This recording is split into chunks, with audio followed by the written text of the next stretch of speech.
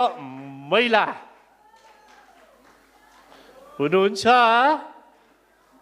निरुता ठगुना सशस्त्र परिबल APF club उहाँको ब्याकग्राउन्डमा display भइरहेको छ।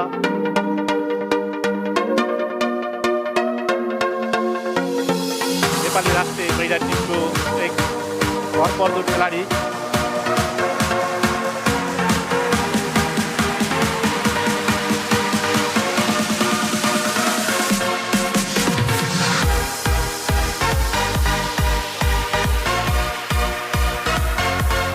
र यो मनोरञ्जन रमन ट्रस्ट स्थापना भएको छ। मैले जानकारी गराउँ र यो उक्त ट्रस्टका संरक्षक पनि आदरणीय निवर्तमान अध्यक्ष मनोरञ्जन सर नै हुनुहुन्छ र यो